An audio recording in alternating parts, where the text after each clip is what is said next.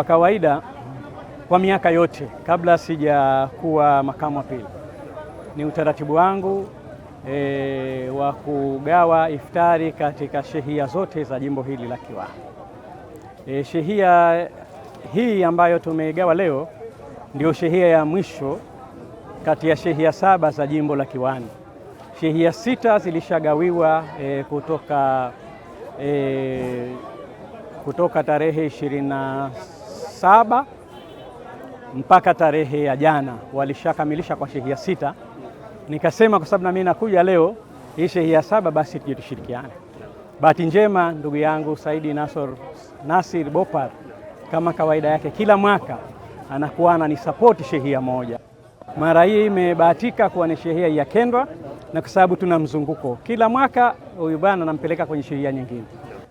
Bahatika shehia hii na mimi ni mwananchi wa shehia hii, lakini nimepata nafasi ya kushiriki kikamilifu katika ugawaji na wananchi wote wamepata kile ambacho tumekusudia. Alhamdulillah, na washukuru wananchi kwa uvumilivu wao, na washukuru sana ndugu yangu Saidi Bopar kwa imani, yeye pamoja na wenzake kwa imani hii ambayo ameamua kuitoa. Amewekeza fedha nyingi kiasi ambacho kwa kweli kila mmoja anamshukuru Mwenyezi Mungu. Mimi sina zaidi cha kusema, lakini ni muombe tu Mwenyezi Mungu amjalie kila la kheri. Naamini zoezi hili linaendelea kwa shehia nyingi za Zanzibar, sio hapa kwetu tu, lakini ana utamaduni huu wa kila mwaka ndani ya Pemba, lakini ndani ya Unguja ni utaratibu wake.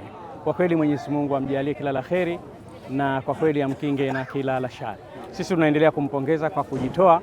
Naamini hii sadaka anayoitoa Mwenyezi Mungu. Nawaomba sana tuendelee kushirikiana katika jamii, lakini nawaomba Waislamu wote, kila mwenye uwezo kwa namna yoyote ile. Uwezo sio lazima kuwa na mamilioni.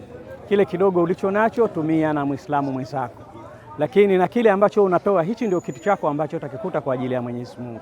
Kwa hiyo niwaombe wafanyabiashara wengine wachukue mfano huu wa ndugu yangu Bopar, ambao kwa kweli imekuwa ni kielelezo kwa Zanzibar na Tanzania katika kujitolea kwa wananchi.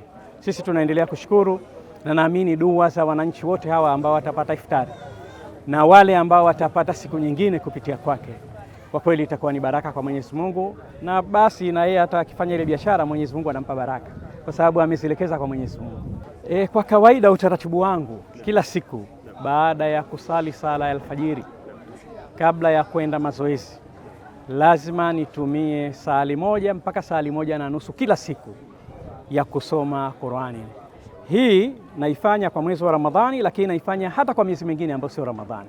Ni utamaduni wangu wa kusoma Qur'ani kila siku ya Mungu, na siku ambayo sikusoma, siku hiyo najisikia kama sina amani vizuri sana hivi, najisikia siko raha sana.